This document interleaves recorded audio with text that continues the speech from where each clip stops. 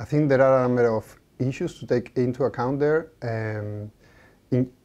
Traditionally, the digital divide was between those that had access to the internet and those that didn't. But that's somehow being, or is quickly being superseded, especially in developed nations. More and more is about not exactly whether we can access the internet or not, but rather whether what we do after we are there. Whether we are able to actually filter information, such as currently, for instance, with the case of fake news, what kind of capacities we have to actually move ourselves into the digital spaces, oriented, so to speak. I mean, with a critical view, with a capacity to filter certain kind of contents, and also to not only to filter between different kinds of contents that we receive, but also to act in that environment, whether we know or not, whether we have the capacities to actually make a difference there.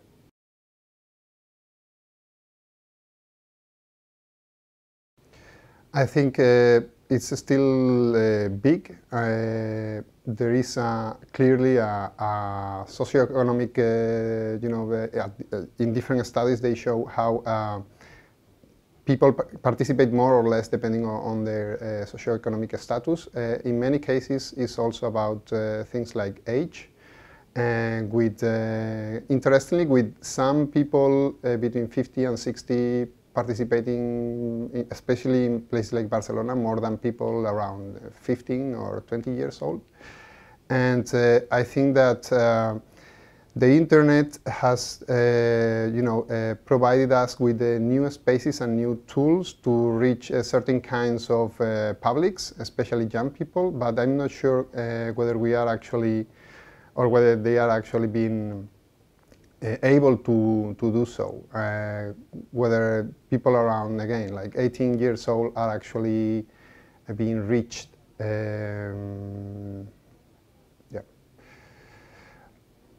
I think I should extend that, but I'm not. We can make a distinction between different forms of political participation in this regard, between social movements, like here in Spain, particularly movements such as 50 Men, and political parties. I think that definitely movements have been much more able to bring young people into politics via ICTs. And that has to do with not only with the fact that ICTs are being used, but also that they combine that with different, more traditional in some cases, forms of participation. And also the flexibility of that participation, let's say the non-partisan, in some cases let's say the non-hierarchical shape of that participation, and that's different usually in political parties, where different forms of hierarchies and formalization somehow prevent people who just want to plug into a kind of process, and rather than staying for a long, time into a kind of a structure such as a party.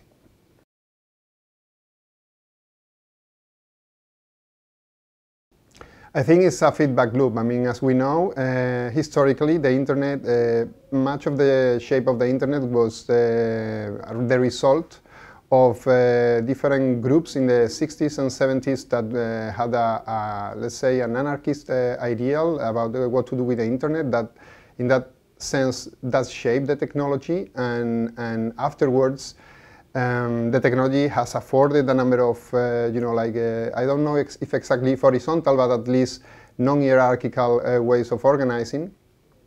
And the same is happening also with Twitter and other platforms that change because of the kind of use that people were doing with the technology, such as the emergence of the hashtags, for instance. And I think that this kind of continuous shaping of forms of organization and technological forms is continuous. So I think that the new possibilities are a combination or a continuous feedback loop between new desires and new forms of organizing, and also new technological forms.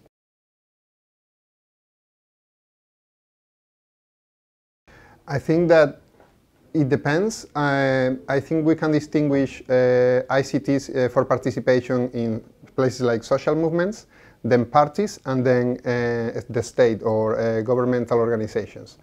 I think that especially for the kind of practice that you have in a social movement, very little is required in the sense that as some authors used to say, democracy is the best school of democracy. So movements are the best school for movements. And people usually get the skills that they need by collaborating with others in actions. And they could be enrolled in different ways, from a friend that invites them into an event, to running into a camp in some cases, or going to, here in Catalonia currently, to a CDR, or like any kind of concrete action in which they get involved. And then it is through that collaboration, through that participation, that in many cases they get the skills. On the other side, for more governmental processes, things can be like sometimes more complicated because either there is some kind of distance between the person and government, or there is a more formal shape to the process. That's also true because of even if there is some innovation in government, there is still some kind of bureaucratic structure that is difficult to overcome with regard to the times, to the places, to the objectives of the process, even to the kind of people that are at the core of it. And in many cases that makes more more difficult some forms of participation, and that implies that it is also a responsibility for governments now to actually articulate new forms of education in participatory politics. And just as a note, that's part of what we do in the CDIM. We have been developing some forms of a curricula for people to get the skills that we think that they need, both in terms of privacy and security, but also in terms of strong participation and proactivity, which I think they are the two key issues: security and privacy on the one hand, and then strong participation and radical democracy on the other. But that right now, I think it requires some kind of pedagogy.